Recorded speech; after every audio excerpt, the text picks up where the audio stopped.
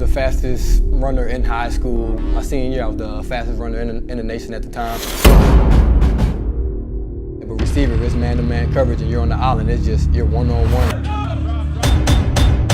I see guys join all the time. It's all mental games at some point.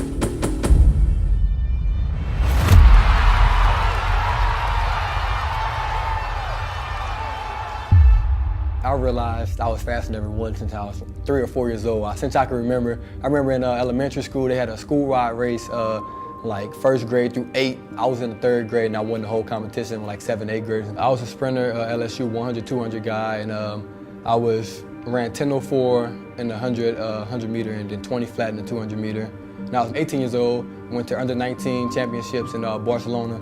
Was the 2nd fastest man in the world under the age of 19 at that time. So I mean, my track resume and sprint resume is pretty top level. The kid ran 10 flat in college. If somebody isn't familiar with track and field, that's fast.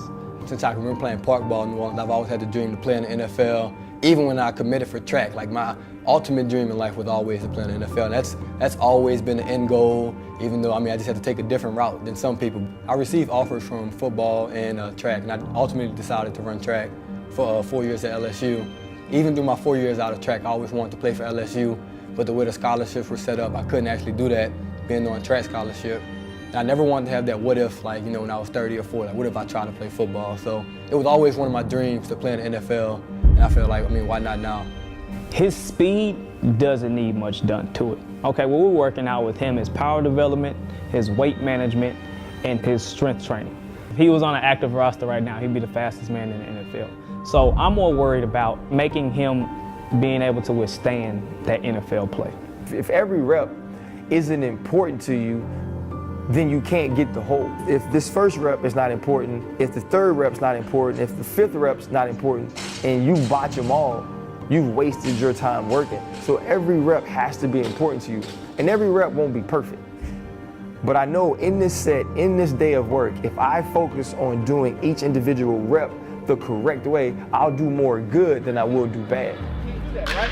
So it's when I plant this one's starting to square me to get out, right? I want to get square in this position, so now I'm just running out of it, right? You got to start your turn early. You try to decelerate here and come from this point and be turned that way. So making him be able to withstand those hips, making sure he's durable, making sure he's lean, making sure he's strong enough to last. Because of course he'll play special teams as a returner. Of course he's going to be that slot wide receiver that's going to have to go inside, and you can't always get away.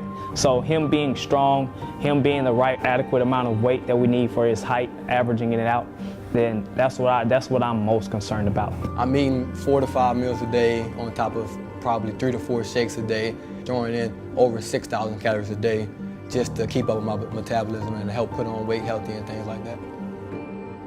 Aaron has some of the best natural talent I've ever seen. The kid is an athlete. So him being a friend of mine and knowing that there's so much potential, and also him just being a good guy, there was no reason for me not to help him do anything that I could do to help get him to the next level. When I'm tired and then I feel like I want to stop, but then the trainer's like, nah, you have to keep going, This is what you want to do. This is what you gave up a professional track career to do this. So, you can't stop now. You got to always keep, if you knew you grind and, had to put in effort, 2, 3 workouts a day just to get, one little dream, then I think it's all worthwhile.